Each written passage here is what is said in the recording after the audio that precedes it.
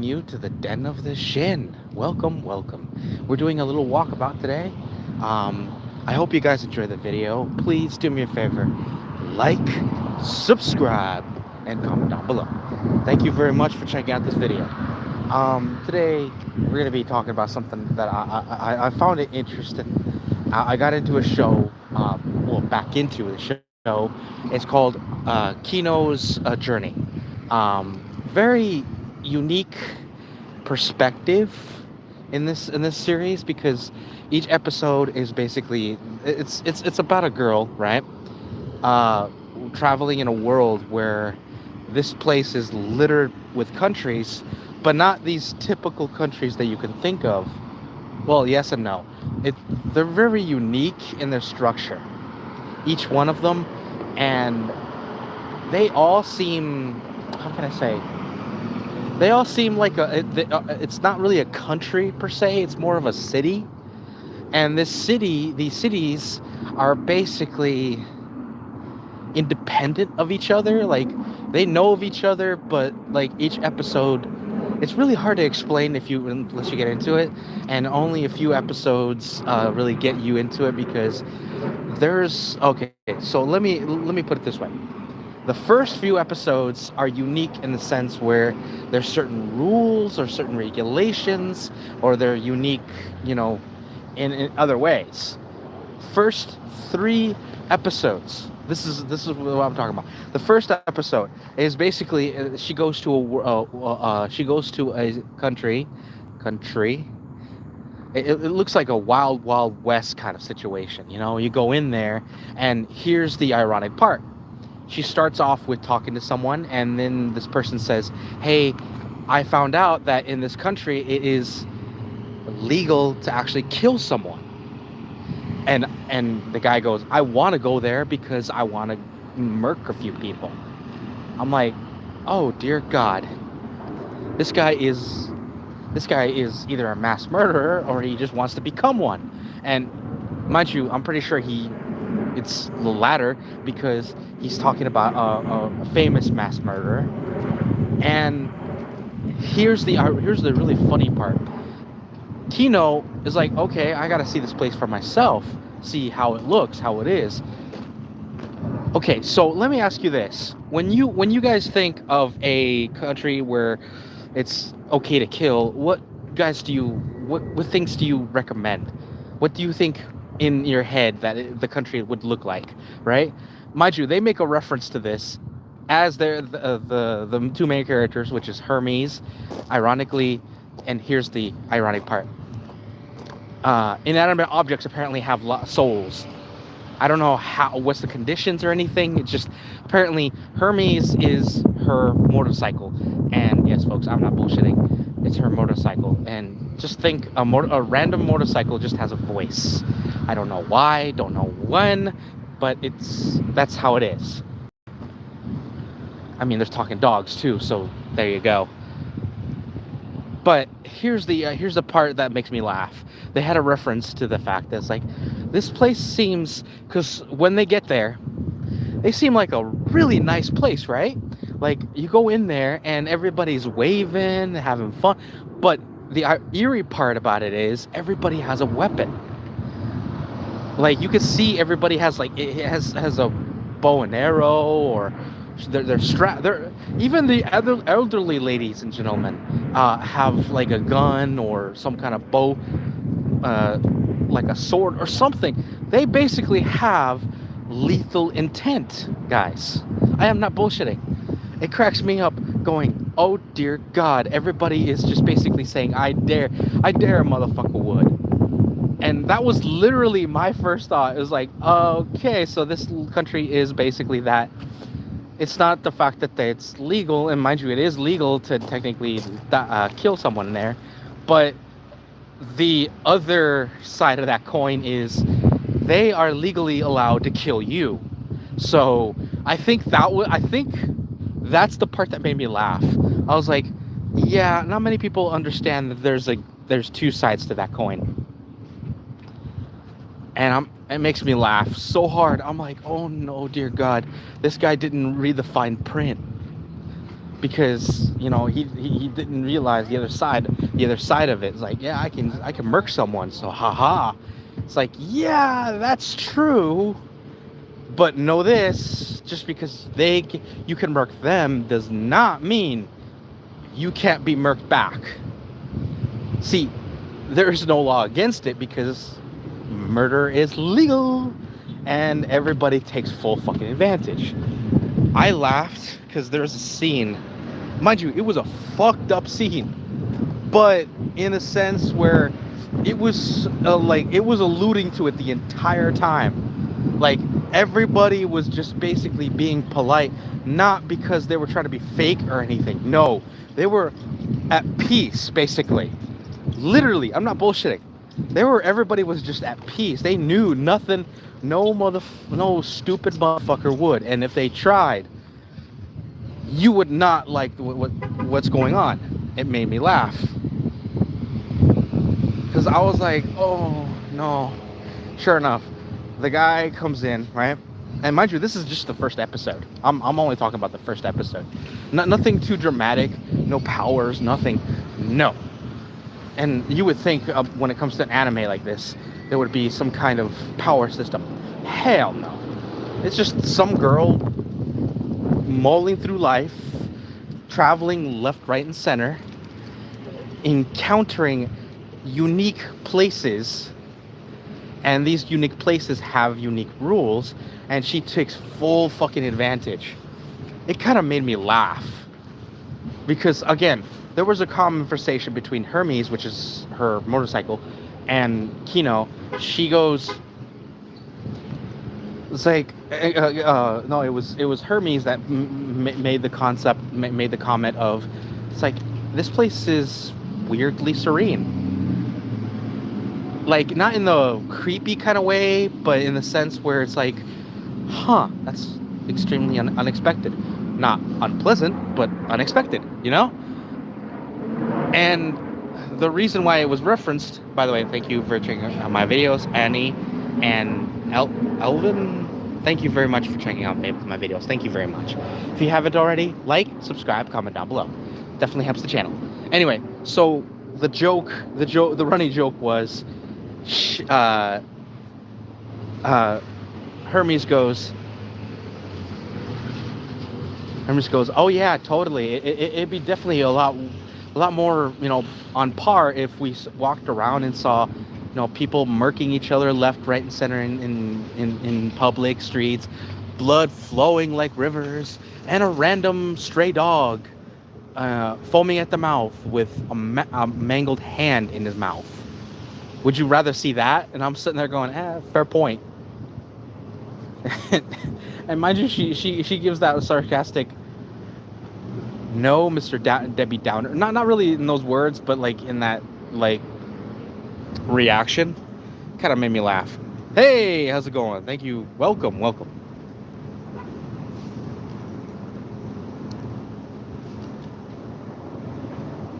Well, appreciate it. I got them for Christmas from my family.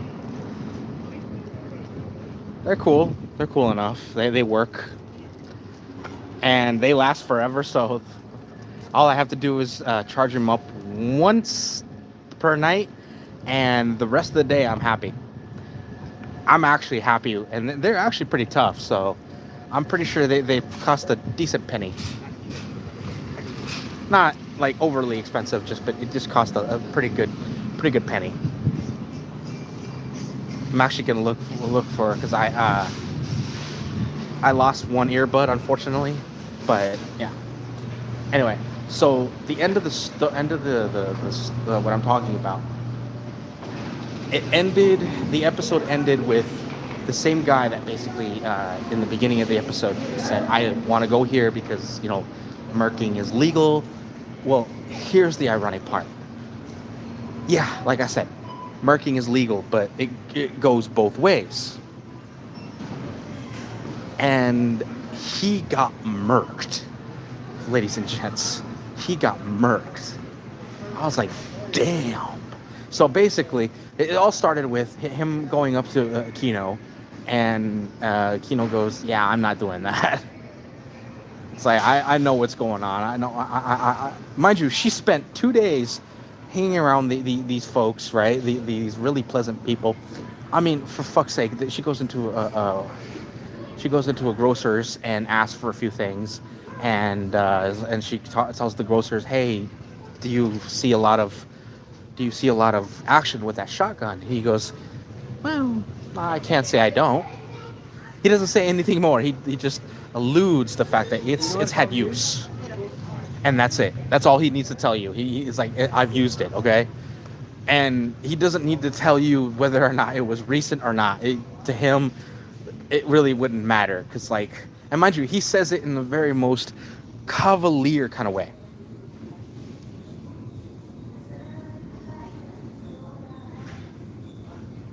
Well, yeah. Oh, my earlobes. Yeah, so what? They're. Well, I've had friends tell me is that you should get them pierced. I'm like, no, I don't want myself getting pierced, let alone my ears. No, thank you.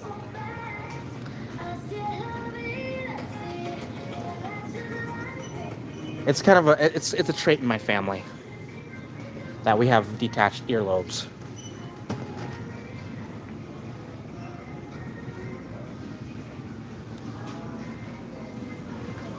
Anyway, yeah. So, like I was saying, oh yeah, he, the guy, the one that literally stepping into his own coffin, basically tries to tell Kino, I want to murk you because I want to take your stuff. Just, if you don't want to get murked, just give me all your stuff. I'm like, and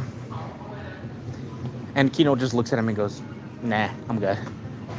Again, spending 3 days in this place, knowing why this place is what it is.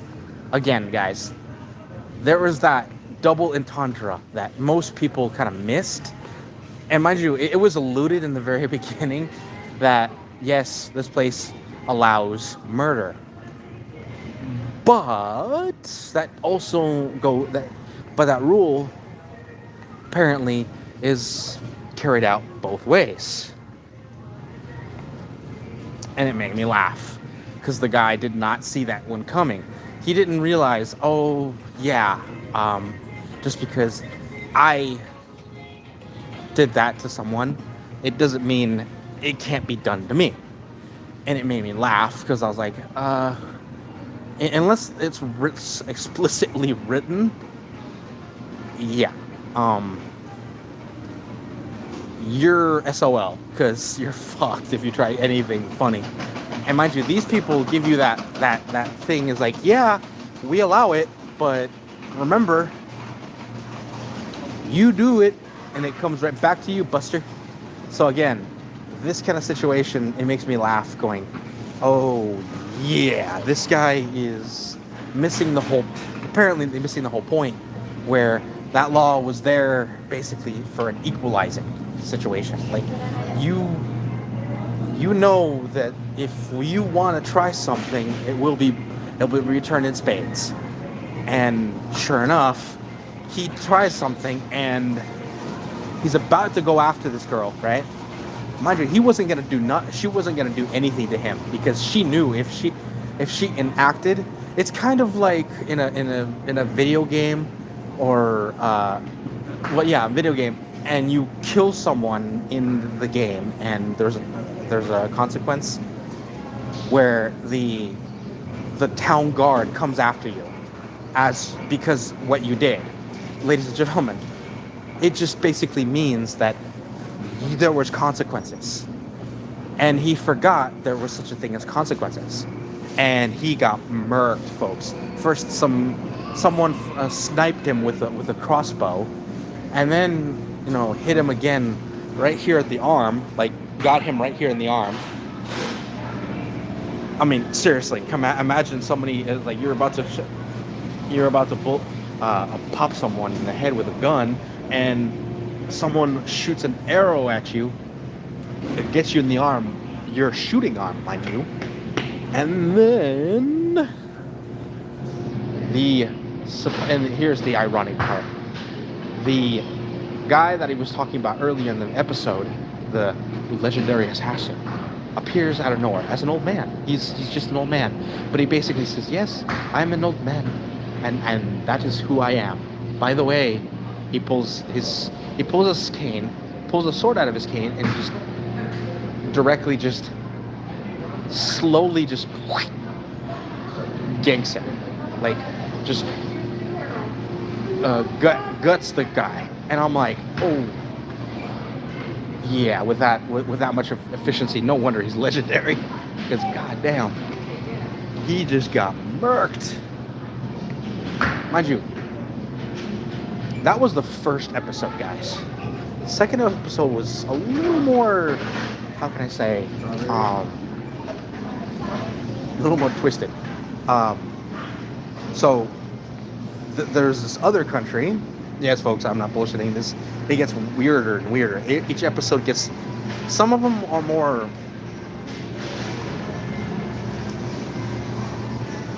I feel like some of them have more of a theme. I don't know. But a lot of these countries are societies, just people brought in random rules or random mechanics that make sense in a way, I guess. But anyway, this one got me interested. And the only reason that it got me interested was because it was twisted in a very unique way. So this country, you go in and apparently you get sent straight to the gulag. Not to the... You're basically in prison, guys. You're in prison at this point, and the only way to get out is basically a battle royale. Yeah, apparently these people love their bloodshed, and the reason why is because the management of this country, the emperor or the king or whatever, basically is a horrible person. And he created this Colosseum style tournament to distract from the fact that he is garbage at doing his job. Literally, this country is all about this Colosseum and people murking each other. Yes, folks, a lot of death. I'm not bullshitting. And this is only the first few episodes. I'm only going to explain these 2 episodes. Long story short, she goes into the tournament and she doesn't murk anybody. She just basically tells everybody, "Hey, if you want to live, I'll let you go, because I don't want to murk you." Are you good? And everybody says, "Okay, cool. I'll take that. I'll take it." You know, because the first one had a giant mace, and she shoots the mace clean off its chain. I was like, damn. That was a cheap shot. But it was actually pretty good, interesting how she did it too. I was like, damn. That was a cheap shot. That was just basically telling him to back the fuck off. I was laughing so hard. And the guy goes, I'll take it. I like to quit. It's like, yeah, go ahead, man. I don't care. Shit, I'm not gonna. She's the kind of person that takes. It's like if you're not gonna murk her or try anything against her, she's not gonna do nothing to you. And that is the kind of person she is, which I respect, because she basically says, I am not gonna kill you. So if you wanna, you know, quit, then we can quit. She does, they do, and she just says, go ahead, scram. I'm good. Cool. Well, it has got to the point where the final battle, guys, she's at the final battle, and everybody's like, we want to see some blood. And everybody's like, it's like, by the way, I am not here for you. Talking to the last person. Mind you, they seem to have a kind of rapport, the last person. They're having a conversation. They're like, they almost start to like each other. Like, I'm here for a specific reason. What about you? It's like, I'm just here to fight. Honestly, I'm just here to fight. That was her reaction. That was her reason. And then she says, That was my initial thought. Now I got a job to do. He goes, he goes, what job? I'll tell you in a second. Trust me, you won't like it. He pulls back the hammer, mind you. Originally, she was before this whole thing. There was a scene where Hermes was talking about what happened in this place, right? The whole history, you know, the succession wars. Kid got upset of their father for being too strict and basically murked their father. Problem was the kid didn't know how to rule, so he became a very, how can I say, indulgent person. And he basically said, I'm indulgent, I don't give two shits about my people. If you don't like it, you can fight in tournament, and maybe if you win, maybe you can make a new rule. I don't give two shits. That's how he rules. That's how he rules the entire time. He just basically indulges in the fights, and people make random rules for bullshit reasons, which honestly, I feel like that is the worst type of way to rule a country. That is the best way to get your country to kill themselves. And ironically, that's what happened in the very end, because the main character pulls back the hammer, looks at the emperor said proceedings, and knocks back the bullet and pops the guy's head like an overripe melon, guys. Yes, I'm making it very clear how this thing goes. I'm not going to go any further because I'm in public and people are here. Point is, that is the most accurate way I can explain it. Mind you, the scene was just basically his head goes kablooey, and the ladies that were near him, the indulgent ones, were basically shrieking, ah, of course, right? Like your sovereign just got murked, and you got him all over you. You know what I mean? And not in the indulgent kind of way. The oh dear God, he was assassinated kind of way. And right there and then, there's her going. There's Kino going, oops, my bullet kind of, sprayed. I apologize. Accidentally killed your emperor. But, and on another note, I won, and by your rules, I can make one cool new rule. And my rule is, let's have a battle royale for the whole country. Anybody, everyone, and anyone. Everyone and anyone will fight to basically. We will fight till one man stands, like battle royale, and whoever wins becomes king. And I quote, I'm not crapping. What happens was everybody starts going at it. Some random guy in the corner going, I hate you, boom. Just start beating. Like by 2 minutes into that whole scenario, you see one guy just wailing on a dead piece of meat. And I'm like, oh my. Literally, she created a nuclear bomb, and it was all about logistics. Damn.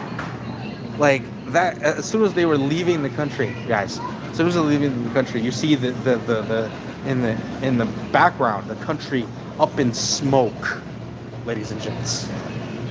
Like this country is literally dead within the next 2 hours. Because everybody is just murking each other. Mind you, I felt really bad because I really do hope that no innocent kids are going through this. But honestly, guys, nobody ever wanted to stop their indulgent king. So yes, I feel bad for the children of this country because honestly, I saw it, and I'm like, oh dear God, that can't be good for everyone. I mind you, that can't be any good for the innocent ones that weren't at these events, the ones that had nothing to do any of that. Mind you, I get why she did that, but there was definitely a double-edged sword there. And that got me thinking, oh dear God, sometimes I'm wondering if some of our countries are pull this bullshit. Not the not the battle royale murk you and you can make laws kind of stuff, but honestly, guys, how many innocents have we gone through, and not many people not many people think, well, it can't be that bad. So they see the numbers and they like, acceptable. See, that right there would make me resign if I was a politician. Honestly, that's just you and me. I'm just glad I'm not one because I would make my hair turn more gray than it is now. That is something I would never want to do. That is a job, mind you. The perks would be awesome, but oh, the stress of the garbage, the bullshit, the rules I have to learn. Nah, fuck that. Nah, man. I'm glad I'm just a regular old citizen. God damn, I couldn't imagine the politics of that crap, the bureaucracy. Dude, I hear sometimes some bureaucracy is just garbage. Like seriously, I could never imagine doing it, and people do this on a daily. I could never do it. Now tell me in the comments if you think you can do a government job, and if you could, do me a favor, check yourself before you wreck yourself. Because if you think you can do a job that has more rules than chess and poker combined, you are lying. Because guys, ladies and gentlemen, if you think you can do it, I call bullshit. And if you're already doing it, do it better. Because I feel like a lot of times when it comes to politics, you're just caving into the other person's little demands just to make you look better. You become the schemer. Mind you, I get why you would have to become the schemer, because it would take a schemer to outwit a schemer. It really would. And that's life. You gotta be a little sneaky. Anyway, I'll see you guys in the next. Hopefully you guys pick up Kino's Journey. If you guys don't know where you can find it, you can probably find it on an app called Crunchyroll. No, folks, I am not getting any kind of endorsement. I'm just telling you that's where I found it. But I recommend it. All lot of other stuff, good stuff on there. One of my favorites, definitely, is either Sword Art Online, obviously from the games, and also I would love if they did a game for what's it called? For Shangri-La Frontier. If they made a game like for that specific series, oh, you cannot tell me. I could not put that down. I would never be able to put that down. Especially if you could make your own character and you hung out with Sun Raku in the game. That would be sick. Anyway, I'll see you guys in the next. Take care, be safe, and I'll see you guys in the next.